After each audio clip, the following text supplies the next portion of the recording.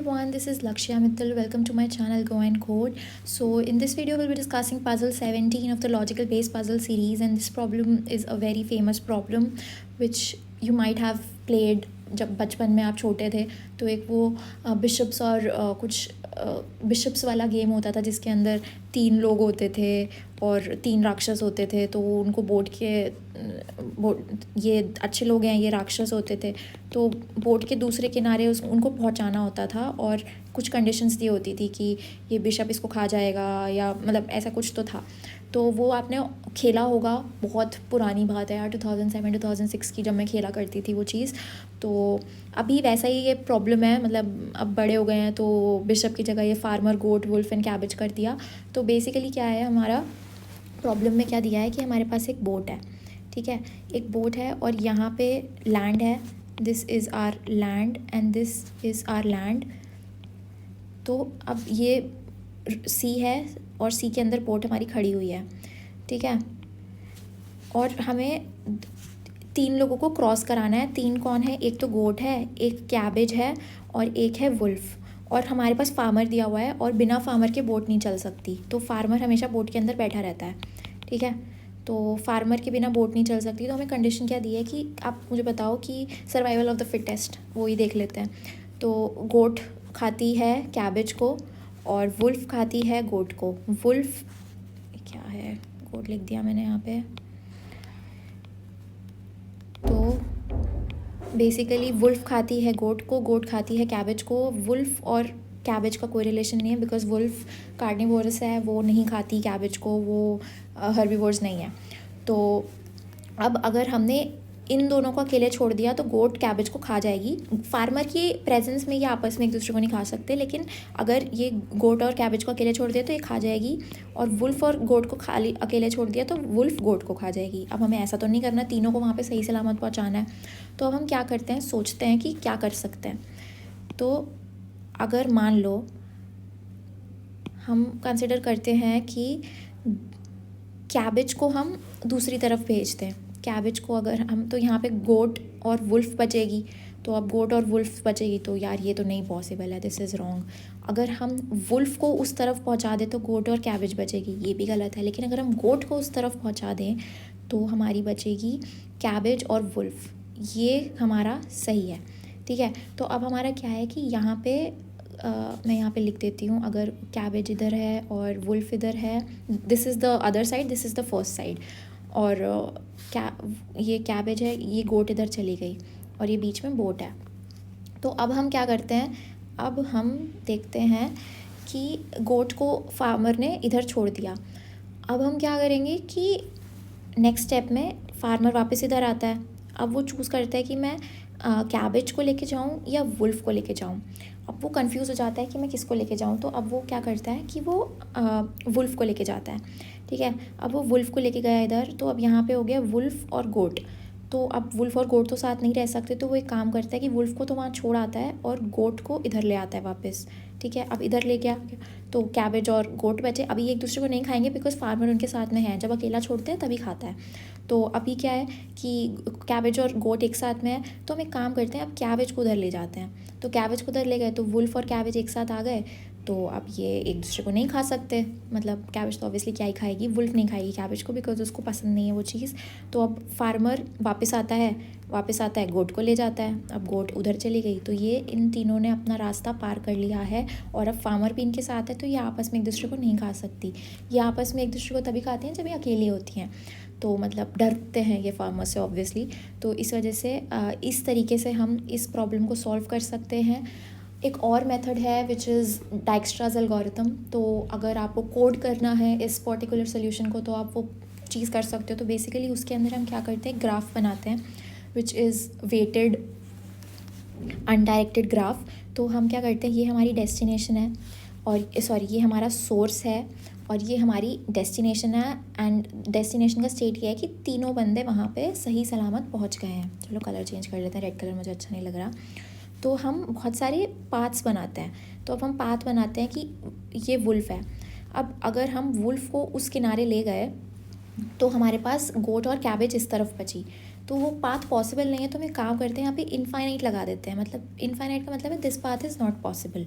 तो ये प्रॉब्लम, मतलब ये सोल्यूशन अगर आपको देखना है तो देखो, नहीं देखना तो just skip it because this is not important. अगर आप कंपनी को ये भी बताओगे तो दैट्स मोर देन इनफ। ये मैं इसलिए बता रही हूँ ताकि जिनको कोड करना है तो उनके लिए ईजी रहे, तो you can just skip it, this is not important at all. अगर हम दूसरा पाथ कंसिडर करते हैं, गोट को इधर ले आते हैं, तो गोट को ले आते हैं तो हमारा 1 लिख देते हैं हम यहाँ पे, बिकॉज वुल्फ और कैबेज अकेली बचेंगी। अगर हम कैबेज को ले आते हैं तो वुल्फ और गोट बचेंगी, विच इज़ नॉट पॉसिबल, तो यहाँ पे हम इन्फिनिटी लिख देते हैं। तो अब बेसिकली क्या है, ये मैं फॉर द ईज़ इधर लिख देती हूँ। ये पेन को यूज़ करना भी मतलब बहुत ही मुश्किल है। तो ये गोट है, ये 1 ऐसे मैं लिख देती हूँ। अब हम करते हैं, यहाँ पे जाते हैं हम। अगर हमारी स्टेट है वुल्फ और कैबेज, तो वुल्फ और कैबेज है तो ये 1 हो जाएगा। और अगर वुल्फ और कैबेज है आराम से, तो वुल्फ गोट, और ये कंडीशन भी हमारी ट्रू है। अब अगर हम वुल्फ से, इस वाले पाथ से हम वुल्फ और गोट को साथ में लेके आते हैं, तो अभी तो फार्मर इनके साथ में तो कुछ दिक्कत नहीं है, तो ये पाथ पॉसिबल है। बट जैसे ही फार्मर ने छोड़ा तो ये इनफाइनाइट हो जाएगा। सो बेसिकली वुल्फ गोट, अभी फार्मर इनके साथ में है, अभी फार्मर इनके साथ में तो कोई कुछ नहीं खाएगा, लेकिन जैसे ही फार्मर उसको छोड़ता है और वो कैबेज इधर ले आता है, मतलब कैबेज लेने जाता है, वैसे ही पंगा हो गया, वुल्फ ने गोट को खा लिया, तो ये इनफाइनाइट, तो this path is not possible. अब हम क्या करते हैं, हम गोट से एक्सप्लोर करते हैं क्या क्या पाथ्स हो सकते हैं। तो गोट से हम एक्सप्लोर कर रहे हैं, तो गोट से हम एक तो वुल्फ और गोट साथ में है, वो ले सकते हैं, तो ये अभी 1 ले लेते हैं हम। अगर हम गोट से गोट और कैबेज पे जाते हैं, तो ये अभी तो पॉसिबल है बिकॉज फार्मर उनके साथ में है, लेकिन जैसे ही फार्मर हटेगा तो हमारा पाथ हो जाएगा इनफाइनाइट। अब ये पाथ है, इस वाले पाथ के बीच में हम देखो, ये कैबेज से अब हमने ये पाथ कर लिया, देखो वुल्फ से शुरू किया, इधर से भी यूज़ कर लिया, ठीक है, और इधर गए, तो अब हम देखते हैं कैबेज के लिए। तो अब कैबेज के लिए हम क्या देख रहे हैं, कैबेज हमारा पहले वुल्फ और, मतलब बेसिकली हम पाथ्स एक्सप्लोर कर रहे हैं। तो कैबेज, अगर यहाँ पे हम कैबेज से शुरू करते हैं, कैबेज को अगर हम इधर भेज देते हैं और फिर हम वुल्फ और कैबेज को एक साथ में रखते हैं, तो अगर हम वुल्फ और कैबेज को एक साथ में रख रहे हैं तो आर पाथ विल बी 1। और अगर वुल्फ कैबेज को साथ में रख रहे हैं और फार्मर भाग जाता है, फार्मर भाग गया यहाँ पे और फिर वो गोट को लेके आता है, तो this is going to be true, ठीक है, तो ये ट्रू होता है। लेकिन अब आप मुझे बताओ डाइक्स्ट्रास एल्गोरिथम से, अब ये दोनों पाथ्स भी हम ज्वाइन कर रहे हैं। देखो कैबेज से हम गोट और कैबेज के पास गए, तो अभी फार्मर है तो 1 पाथ, लेकिन अगर जैसे ही फार्मर भागा और अगर हमने कुछ और करने की कोशिश की तो ये हो जाएगा इन्फिनिटी। तो बेसिकली हम ऐसे पाथ्स एक्सप्लोर कर रहे हैं, पहले गोट के पास गए, फिर गोट से गोट कैबेज, ये कलर चेंज करती हूँ, पहले मान लो हम 0 पॉइंट पे हैं, फिर हम पहले चलो वुल्फ से शुरू करते हैं, वुल्फ के पास गए, तो वुल्फ के पास क्या ऑप्शन है, ऐसे जाएगा, ऐसे, ये पाथ ऐसे भी जा सकता है, ये पाथ ऐसे भी जा सकता है, ठीक है, और ये पाथ कैसे जा सकता है, ऐसे ऐसे ऐसे भी जा सकता है। सिमिलरली ये अगर हम यहाँ से कंसिडर करते हैं